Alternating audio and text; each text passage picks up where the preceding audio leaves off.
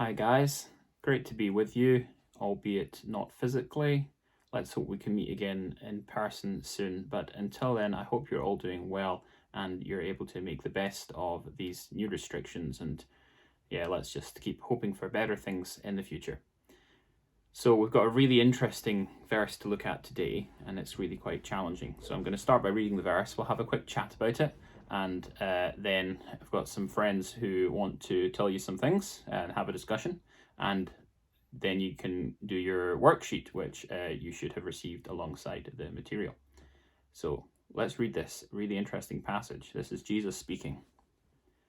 You have heard that it was said, love your neighbor and hate your enemy. But I tell you, love your enemies and pray for those who persecute you, that you may be children of your Father in heaven. He causes his sun to rise on the evil and the good, and sends rain on the righteous and the unrighteous. If you love those who love you, what reward will you get? Are not even the tax collectors doing that? And if you greet only your own people, what are you doing more than others? Do not even pagans do that? Be perfect, therefore, as your heavenly Father is perfect. So I'm just going to go through this briefly, and let's just talk through some of the issues, and then we can explore them in more detail later. So you've heard it said, love your neighbor and hate your enemy. Who did they hear that from? Well, they heard it from the Pharisees, the experts in the law, who took love your neighbor, which is obviously a biblical command from the Leviticus 19:18, and in lots of other places in the Bible. But they've added, and hate your enemy, because it's something that's politically helpful for them at the time. There's, as you'll read in the worksheet later, they've got some very powerful enemies. They've got every reason to hate their enemies because their enemies are on the verge of overwhelming them and forcing them and to do things that they don't want to do, and maybe even disrupting their religion, disrupting their, as they would see it, their ability to have a relationship with God. So they've got every reason to hate their enemy. But Jesus says, no, it's not love your neighbor and hate your enemy. It's just love everyone. Love everyone, even your neighbor. And as if that wasn't clear enough, he hammers it home. I tell you, love your enemies. There couldn't really be any way of wriggling out of that. He's made it very clear. Love your enemies and pray for those who persecute you, that you may be children of your Father in heaven. So this is a specific command for people who want to be children of their Father in heaven, for people who know and love Jesus, who call themselves Christians. We're told we have to love our enemies. He's not pretending by any means that everybody will do this. He's not pretending it's a normal thing to do. He's not pretending it's an easy thing to do. But he's saying, if you want to be set apart and for people to look at you and say, that's what a Christian looks like, you've got to love your enemies. He causes his sun to rise on the evil and the good, and sends on the righteous and the unrighteous. It sends rain on the righteous and unrighteous. So that's kind of expanding on this theme that, we're all living in this world together. We've all got different beliefs. We've all got different cultures, traditions, and ways of doing things. But what he's specifically talking about is those people who know and love Jesus and want to be known as his. So it's not that people who don't love their enemy are going to very obviously do any worse in life. It's again, like I was saying back in Jesus' day, it makes perfect sense. Would you want to be overrun by the Romans? Would you want them to force their ideas on you and stop you from worshipping your God the way that you think you should worship him? Of course not. So it's not obvious that loving your enemies is a good idea to begin with, but that's what we as Christians are called to do. If you love those who love you, what reward will you get? Are not even the tax collectors doing that? And if you greet only your own people, what are you doing more than others? Do not even pagans do that? So again, this expanding on this idea that, there's no point in saying, I love my family, I love my children, I love my wife, I love my husband, I love my dog, I love my neighbors, my physical neighbors or whatever. People all over the world for thousands and thousands of years with far less advantages and technology and comfort than we have now have been doing that. it's really no big deal. And this is something you hear quite a lot. People will, there's an interesting song many, many years ago. I hope the Russians love their children, at a time when the Russians were the biggest threat. People felt very afraid that the Russians were going to create nuclear bombs and blow us up and so on. And so it's saying, well, I hope the Russians love their children. I hope that they, like us, love those people that are closest to them. And it would, I can assure you, knowing several Russians, that they do love their children very, very much. It's nothing new. It's nothing particularly revolutionary for us to love those who are close to us. But to love our enemies, that's a whole other ballgame. That's something which is really, really difficult, or certainly can be. And that is what Jesus is calling us to do. Be perfect, therefore, as your heavenly Father is perfect. So obviously we can't be perfect, but we can aim for that. We can aim to be like Jesus, who was perfect. And that's what Jesus wants from us. He wants us, I think for me, that's another way of him saying, look, I know this isn't easy. You know you can't be perfect. I know you can't be perfect, but this is what I want you to aim for.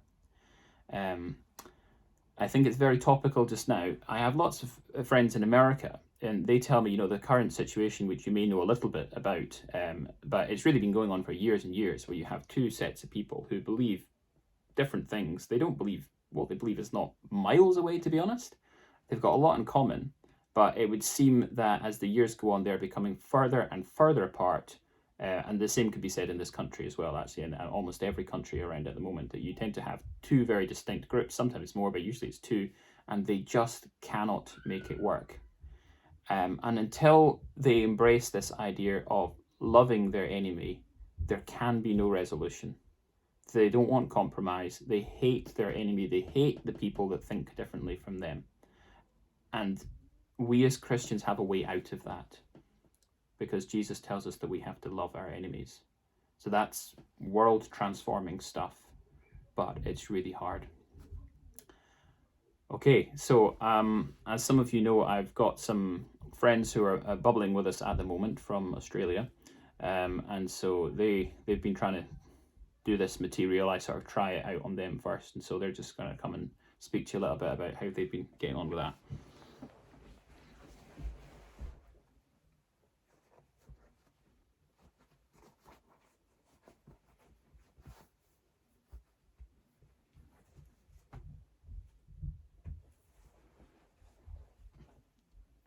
Hi.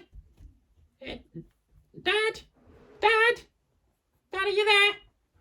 Oh, what's going on here? Oh, son. It's too early for this. What's going on?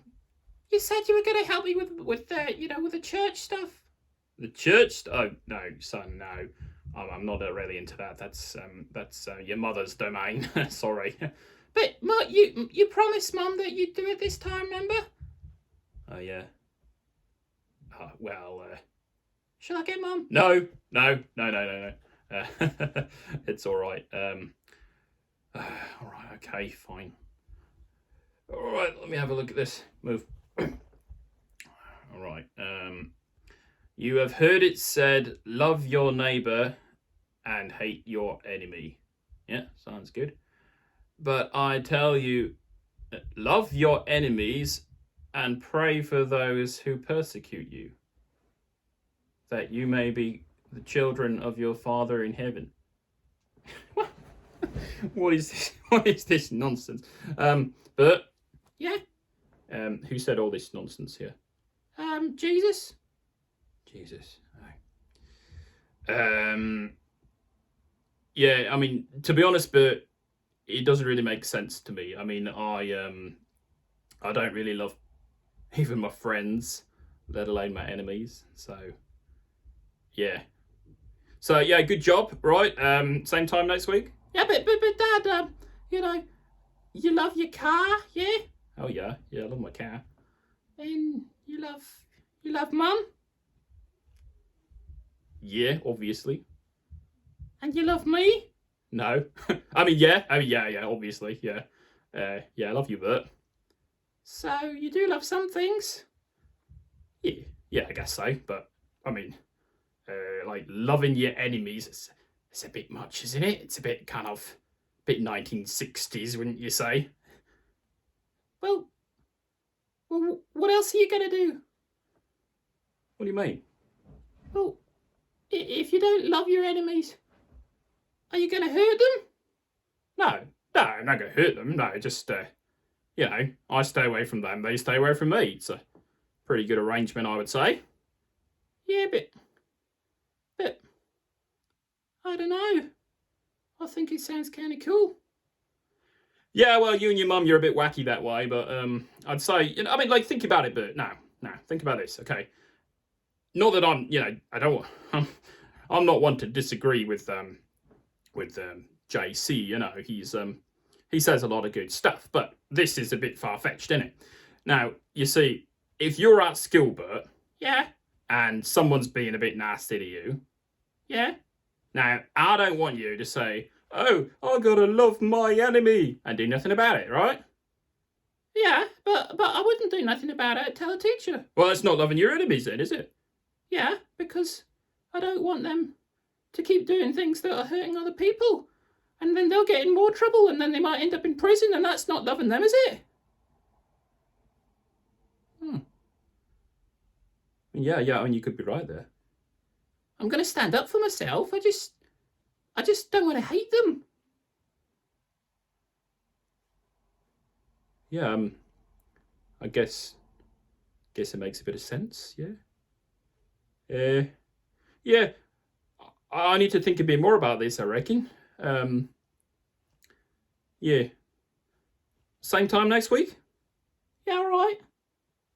Shall I tell Mum you did a good job? Yeah, that'd be great if you could. Yeah, thanks. Okay, bye. All right, bye, Bert.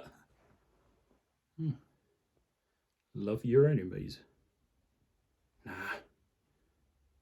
It's a bit much.